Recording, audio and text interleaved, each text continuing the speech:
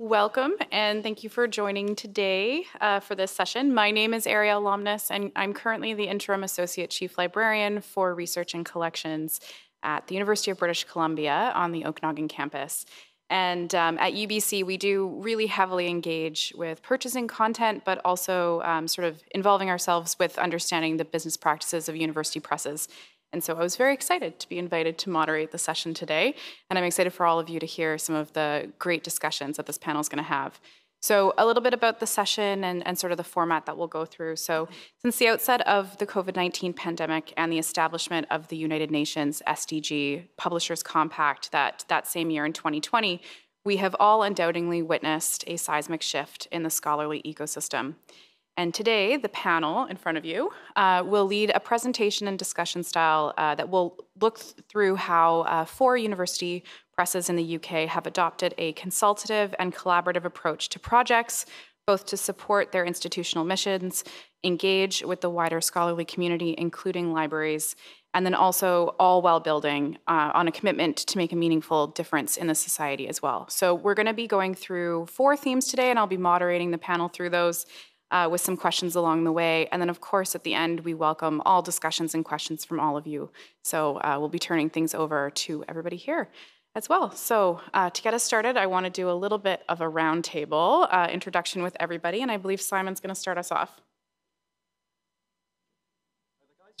Can you hear me? Yep. So I'm Simon Bell, Institutional Sales Manager at Bristol University Press, which is home of Policy Press. Just to give you a little bit of a potted history of this university press, we've been addressing social issues, inequality, discrimination, as all intrinsic parts of our publishing program. It's been in our DNA since the establishment of Policy Press in '96. And we've got a long-standing reputation in publishing in areas such as social policy, social justice, politics, international relations, and global authorship.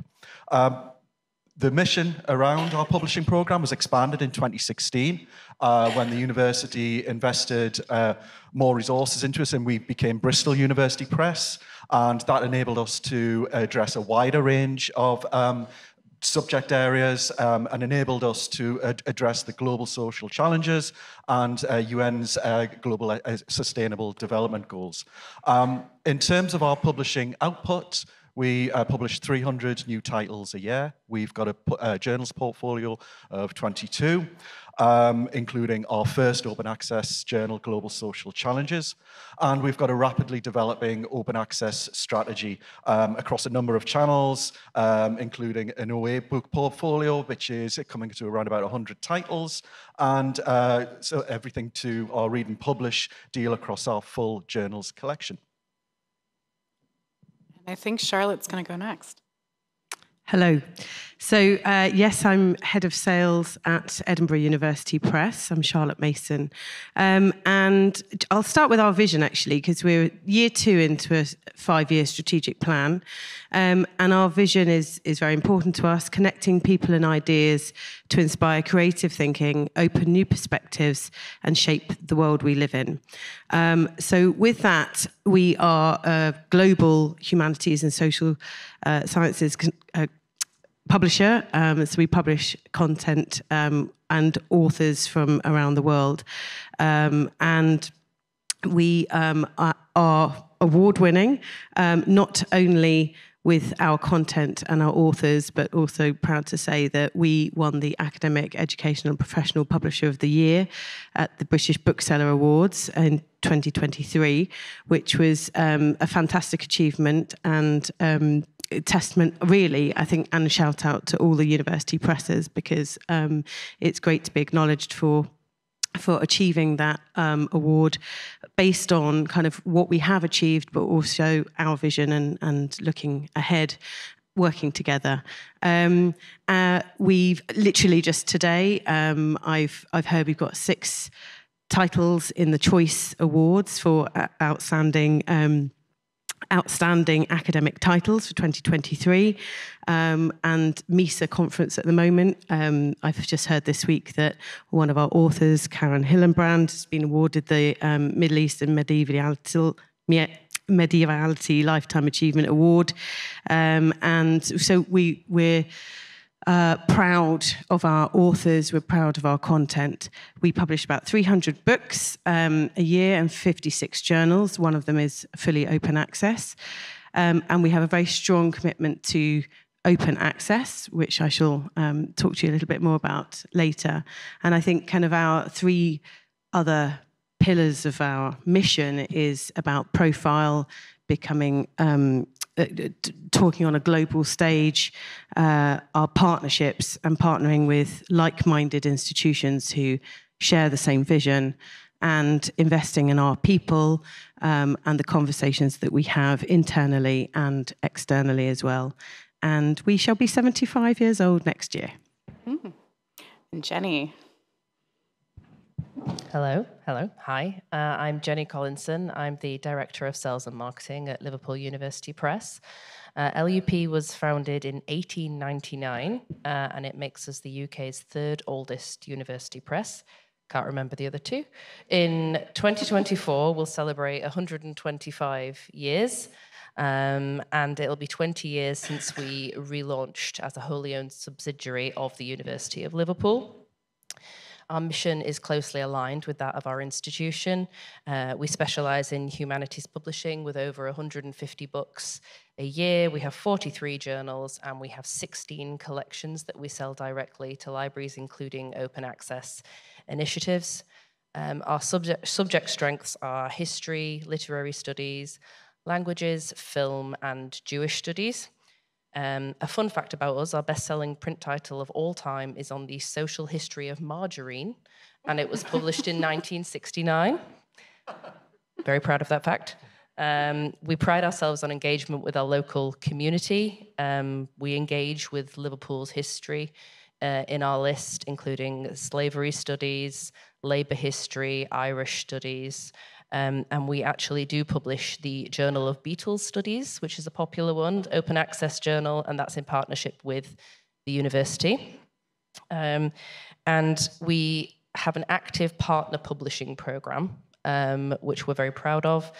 We work with several partners on global distribution and dissemination of their content. That includes Clemson University Press, the Voltaire Foundation at the University of Oxford, and the Littman Library of Jewish Civilization, and we help them realise their mission on a global scale, and that's very important to us. That's me, I think. Great. And last but not least, Chris. Hello, everyone. Is this working? Okay, perfect. So I'm Chris Hart. I'm Sales and Marketing Director at Manchester University Press, and I feel I'm just about to enter into an arms race of who is the oldest publisher, and we're now, obviously I thought we were the third, I've just realised we're the fourth, so MUP this year celebrated its 120th year. It ages like a fine wine. We publish 200 new books a year in the subjects of humanities and social sciences, and we'd like to think that MUP is recognised for its commitment to excellence, advancing research and social impact of its books, and that we continue to deliver on its mission to provide transformative ideas and original voices to a global audience. We're also very dedicated to supporting the reader and researcher through improvements to three key areas: discoverability, accessibility, and inclusivity in everything we do. On the screen, I've put some screen grabs on there because I think it really demonstrates MUP's strength, and that includes sort of recognition and the quality of the books we publish. Our books are regularly reviewed and featured in national media and annual best books lists of the Financial Times and The Guardian. The UK newspapers. We have great authors, as you can see, across all ages, backgrounds and genders, all forward-thinking, progressive and engaged in the subjects they're writing on. I think MUP books look great in terms of the packaging and the presentation, which speaks to our dedication in terms of quality and value for the reader and the customer. And you also have put here, you know you're doing something right when icons like Vivienne Westwood and Brian Eno are making positive comments about your recent books as well. It sort of demonstrates that the reach in which a university can have with its sort of intelligent content. Great, thank you so much. So digging into the first theme that we're going to talk about, and it's something that all of you have sort of mentioned already, is around open access. And obviously it's a major theme for all of us right now, as we've seen at this conference, and it's important to researchers, research funders, libraries, and the readers as well. So as an informal UK university press collective, do you want to tell me a little bit more about how and why you're coming together to collaborate on open access? Sure, I can take that one. So as you can see on the screen here, I can talk about the Open Up initiative. It's a collaboration between 6 UK university presses, the ones that you see on screen. So there's Bristol, Edinburgh, Liverpool, Manchester, and we're here also representing University College London Press and the University of Wales Press. It's a Diamond Open Access monograph initiative. Its aim is to remove barriers to open access funding for early career researchers. Early career researchers, the criteria is they have to be within 7 years post completion of their PhD. They have to have not already received any funding to be eligible for the initiative. The initial aim was to raise £96,000, which is about $117,000 when I checked, when I wrote this down, through collective library funding for the publication of 36 monographs over a 3-year pilot period. We did have to revise that goal to 12 monographs over a 3-year pilot period, and that's 2 per press. And to meet the financial threshold, we just weren't going to quite make it, but it was important that the initiative continue, and lessons have been learned. We work with JISC in the UK and their open access community framework to promote the initiative to libraries. 13 UK libraries contributed, and the first 2 books were recently released by Edinburgh University Press, which you can see on the screen. Next up is Liverpool's first book in spring 2024. Despite the revision to the number, we do consider the initiative a success, firstly because of collaboration between UK university presses, but also because those 12 early career researchers may not have gained access to the funding, and we've now helped them give them a platform on which to share their research and develop their own careers. So that's something that we're very proud of.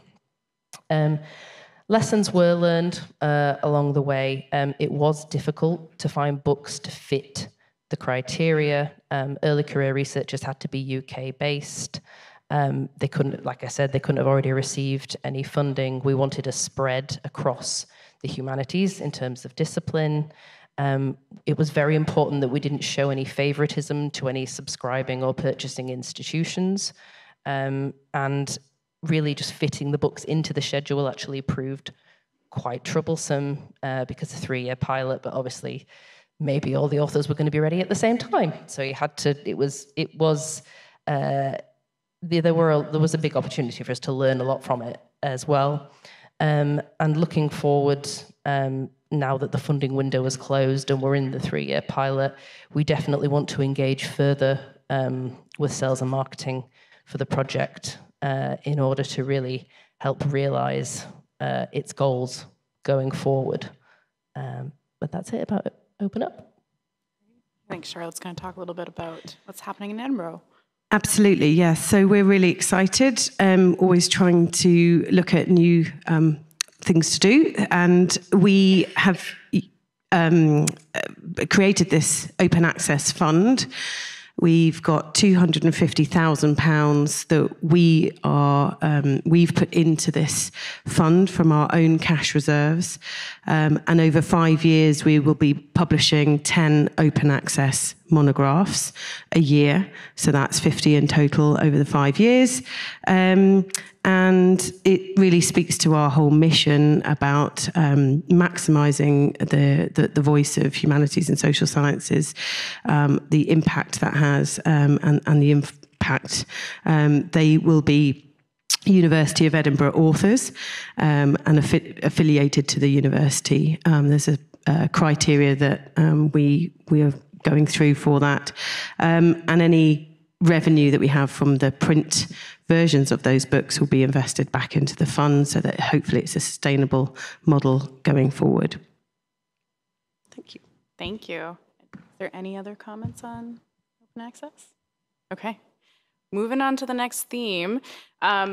Oh, this is going to be around the commitment to diversity, equity, inclusion, and accessibility. And I know leading up to this panel today, I heard everybody talk about a lot of the initiatives out of the EU and the UK, and I was very impressed. It's not something that we see always happening in the same way in North America. So I'm very interested for all of you to talk more for the crowd around what's happening over there. I can pick this one up.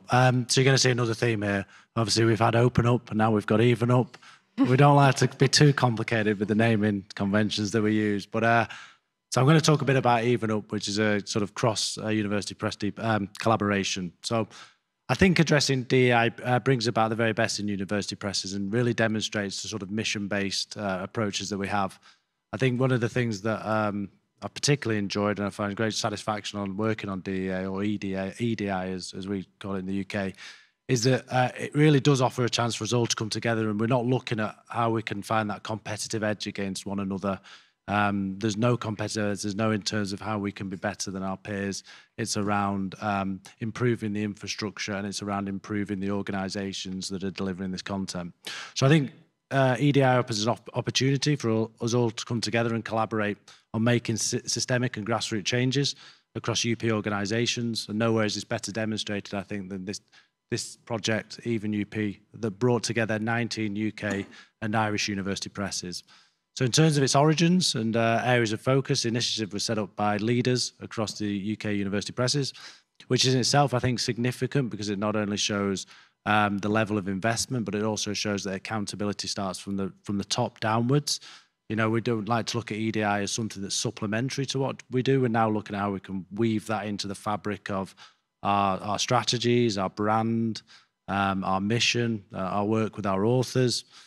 And today, Even UP operates through a sort of committee that brings together members from various different university presses at all levels and all backgrounds. And their responsibility is delivering on, I think, the 6 objectives you can see in the slide above me. The one thing that Even UP doesn't look at, so within that, we're sort of looking at best practice with regards to communications, marketing, event management, peer review, policies. The only thing that it doesn't sort of interfere with and doesn't tackle is sort of commissioning plans. So we leave that up to the individual university presses because they may have their specific take and it lends well to their brand. But, you know, from the work that I see going on with my peers here on the same table, I think I see a great commitment in terms of commissioning with regards to EDA objectives in mind, in terms of the diversity of the author pool, seeking to do demographic surveys on our authors to understand not just about background in terms of ethnicity, but also class as well, which is a big issue, you know, where your parents went to school or where they didn't go to school.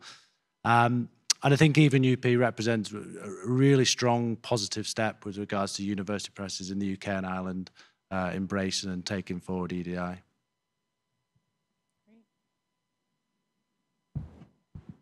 I think,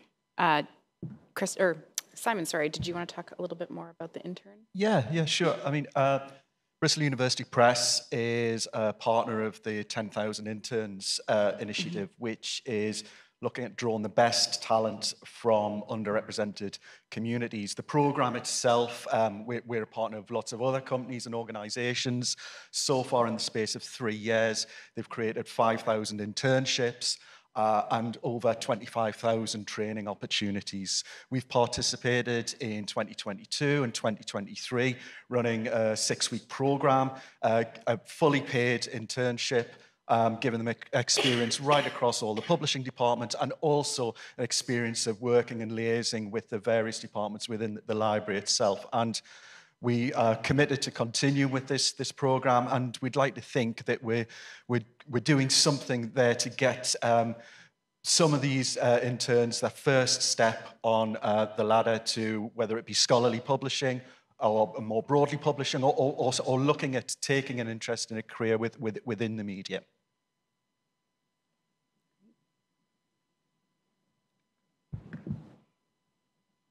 I think Jenny's going to talk a little bit about the EU perspective as well. Sure. So yeah, I'll talk a bit about accessibility. So as mission-driven university presses, accessibility is, of course, central. to everything that we do.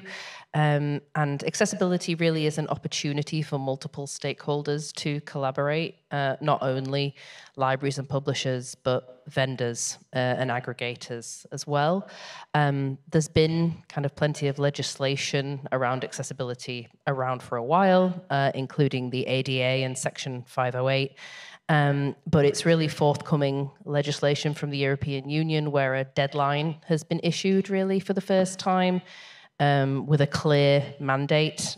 So all publishers wanting to sell digital content, that's books or journals, in Europe have to be fully compliant with their regulations by June 28th, 2025.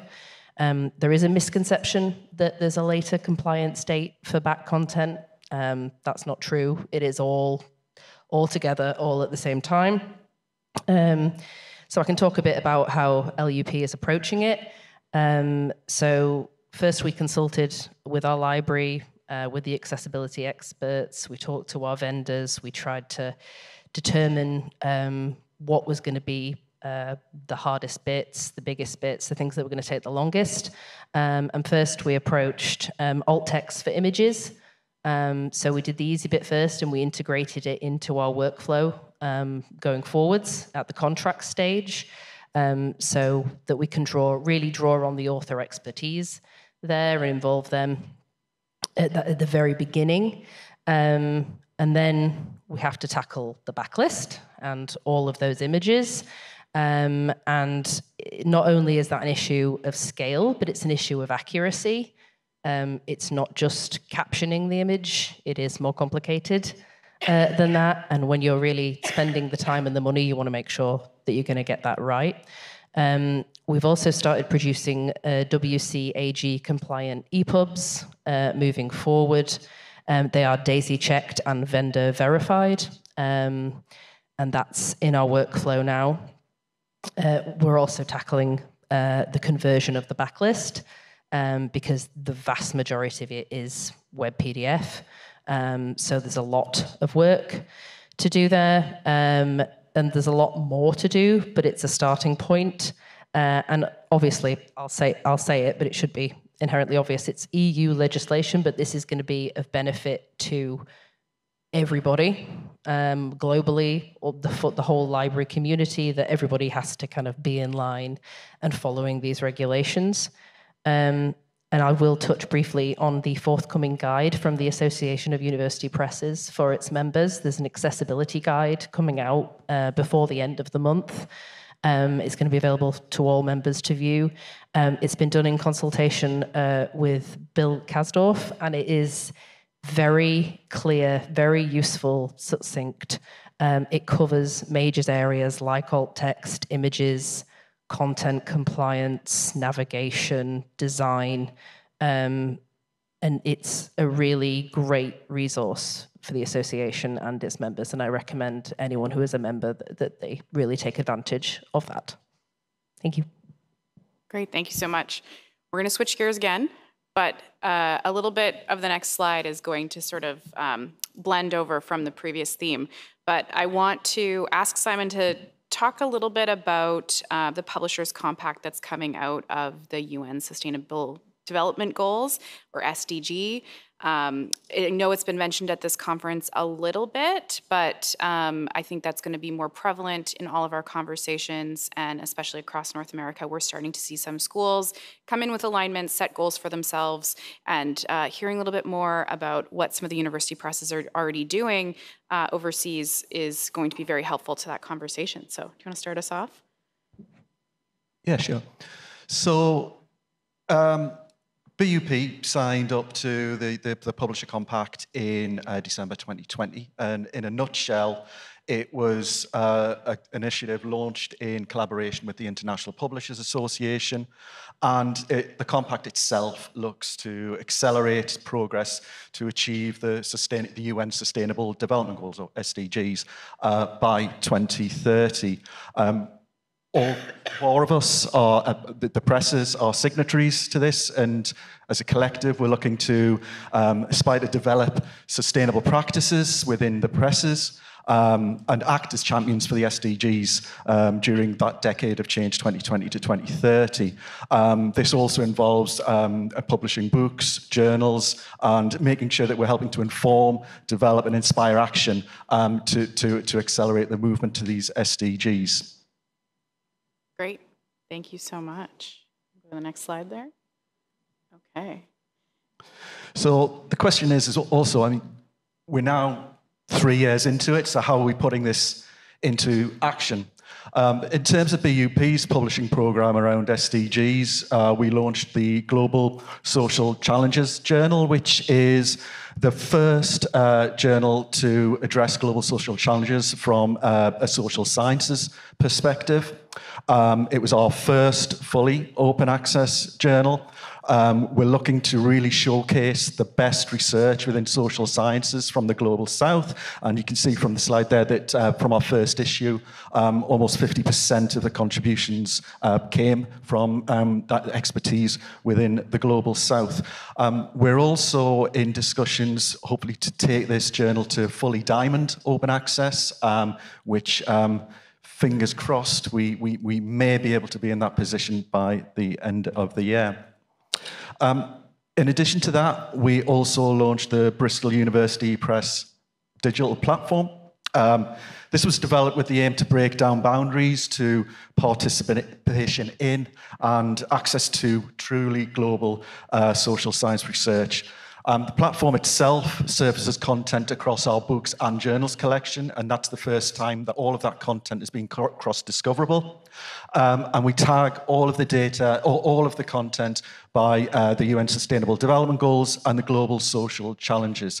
So what that means is, from both a teaching and research perspective, libraries then can provide resources that are carefully curated around the SDGs, around the global social challenges, for teaching resources, research resources. But I think equally as important, it's also a really valuable resource for libraries to then use with their parent institution to inform on institutions' own SDG strategy too. Thank you so much. And another example of where we're trying to really progress our own SDG strategy is this is one of the most recent initiatives. We signed up to the Africa Charter. It's co-created by some of Africa's key higher education science institutions, and it aims to really showcase and bring the best research, the best quality teaching, best research out of the African continent to the wider global scholarly community and actually beyond. There's over 100 institutions have signed up to it across 20 countries. Most of the countries at the moment are within the African continent itself. One US university has signed up at the moment. I think that's Kesmond International University.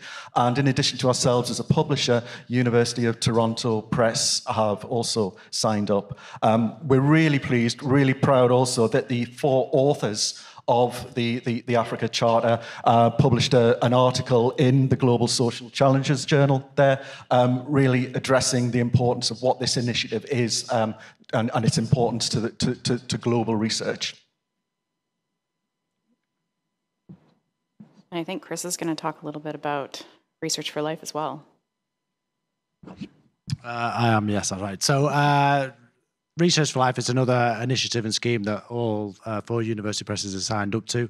The main aims of Research for Life is providing affordable content, online content, through to institutions within the Global South. Obviously, it's a noble aim, and it's one that, as university presses, we're keen to support. It fits into our sort of agenda and mission base in terms of accessibility and promoting learning within outside of our sort of core areas of the UK, Europe and the US. I think at this point, probably be a bit remiss of me not to mention also Zendi. Zendi are another excellent sort of scheme and project that's set up very similar to provide affordable content through to those who can't afford it. So, and it's online access. It's more, rather than institutions, it's direct to the individuals.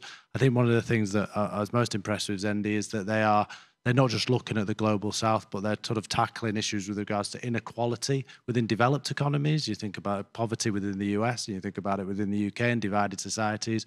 It's becoming a much more bigger issue that I think university presses are keen to look into. I mean, the other really obvious one in terms of supporting research and researchers in low middle income countries is OA. You know, our commitment to OA in terms of publishing more OA content and making that available, not just publishing it, but supporting it through improved metadata, so discoverability, and where we've got our own platforms to put this OA content on our own platforms, but also to syndicate it out to other platforms, popular platforms like OARP and similar cases as well. So really, I think the drive to OA will be a big part of that as well. Great, thank you so much.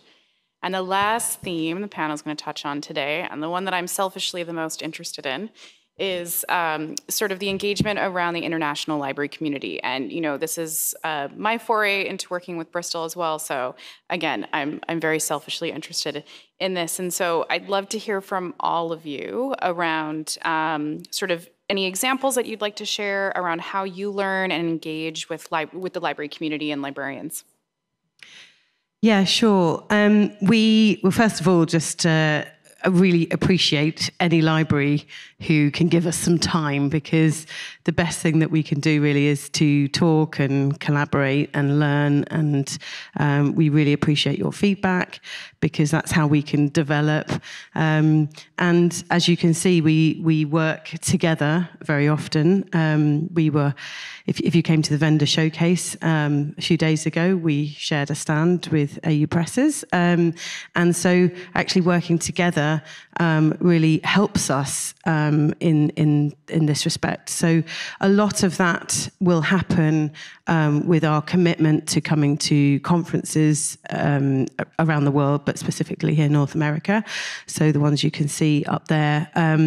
And we really engage, we work together and to figure out what we want to achieve, and kind of working with our partners, as I mentioned before, when we have engaged third parties and aggregators who help facilitate publisher, librarian summits and conversations, it's so enormously helpful for us. We appreciate that we're quite small sometimes when we're looking at consortia or big libraries, and librarians don't often have the time to speak to all of us individually. So it's great to be able to listen really and understand and share what we're doing, as well as what librarians want to get from us. So we at EUP we have an early career researchers hub, and we participate in ECR workshops at conferences. We have an OA hub, and the idea really is that we can facilitate the conversations that librarians have with their researchers, with their readers and faculty, to help streamline some of those conversations that they might have, so that work isn't necessarily duplicated.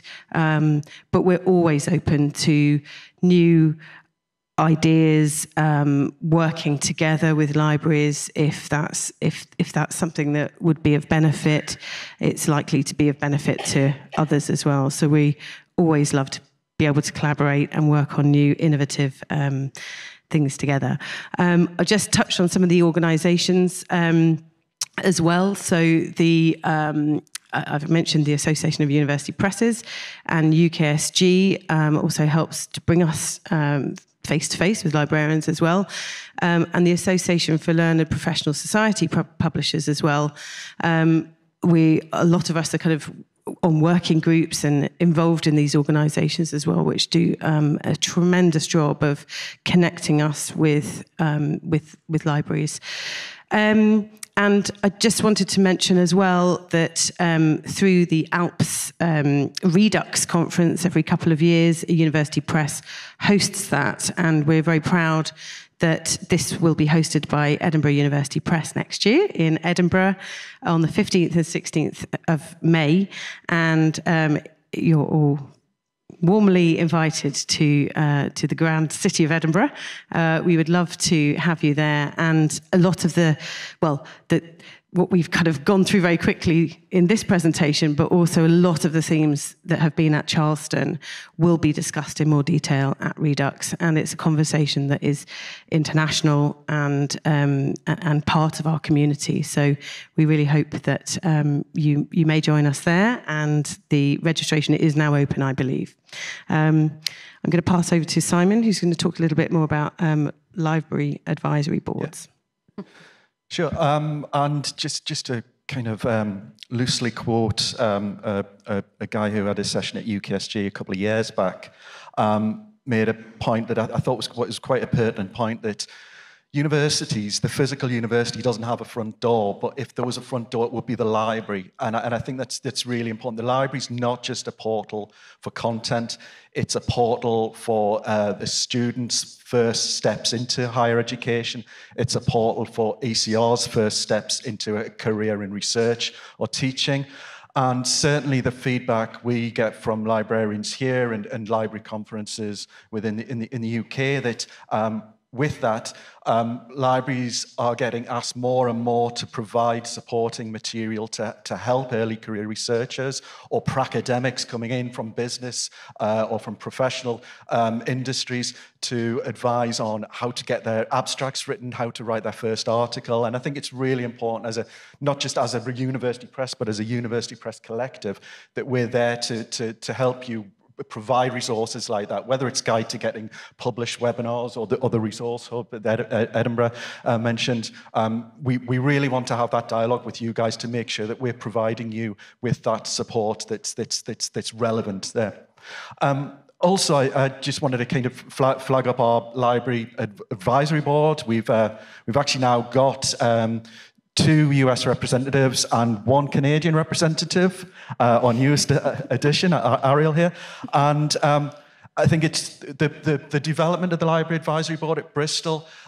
We really wanted something that wasn't just advising us on best practice, on product strategy, on pricing. We wanted it to be very much a two-way street, very much a dialogue between us as a representative of the wider university press community and the librarians from all the different broad geographical spread in our board, but also in terms of their expertise was very broad.